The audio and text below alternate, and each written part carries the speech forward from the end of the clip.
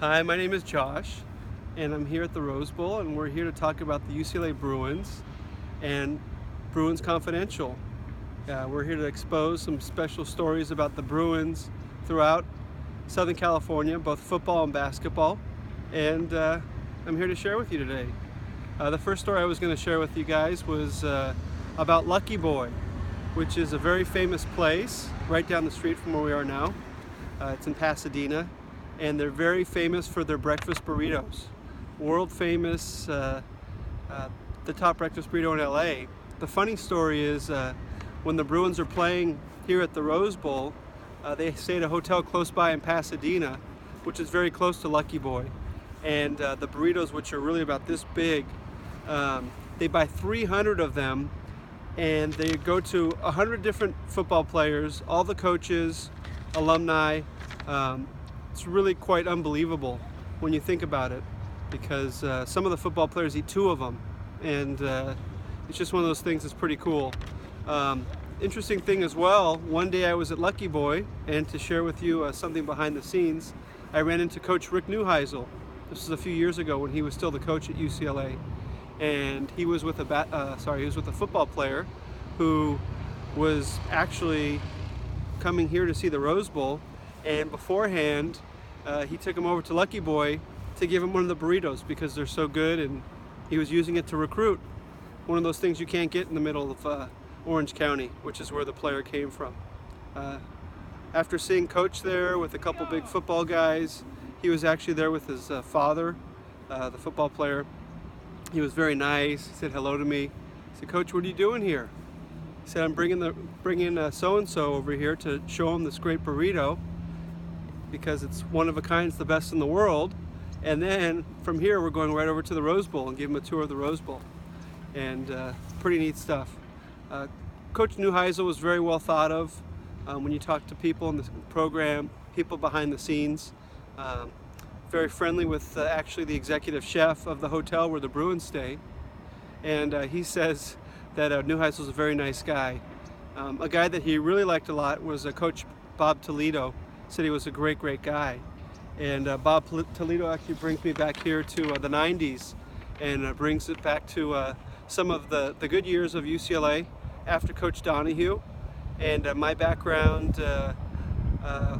was that I used to come here and see lots of games really during that period of time in the late 90s, mid 90s. Coach Toledo used to win some, used to lose some, but he had some good years. And Terry Donahue was a guy I grew up watching as far as the coach, and he's a first-class guy, very well thought of in the program.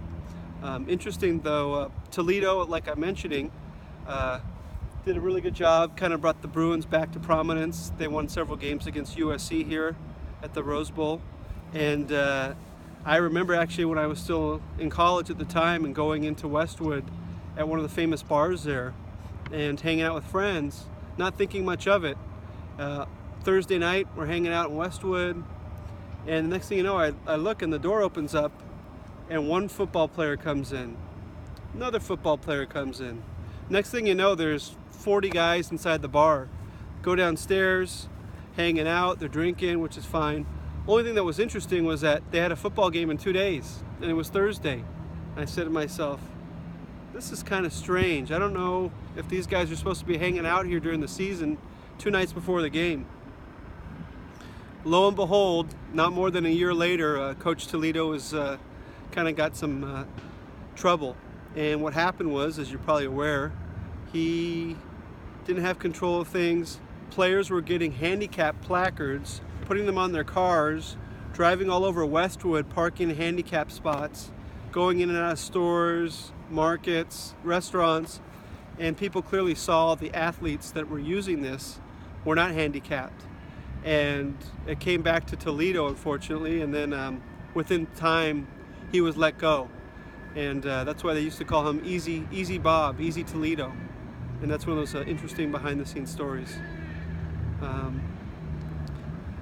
Well, interesting too. Cut. No, keep going.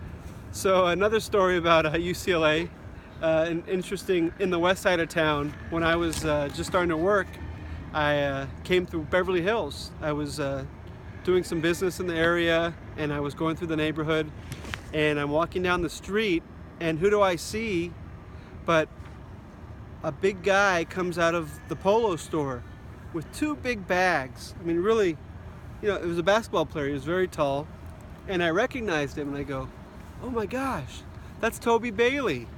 I had friends that went to school with him. He went to Loyola High School in Los Angeles, and I had friends that were very familiar with him. Very nice guy, humble beginnings, had parents, had parents that worked, really well, middle class.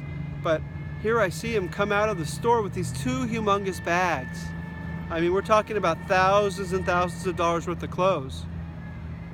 Same type of thing. This is interesting. Why does this guy have all this clothes? What's going on?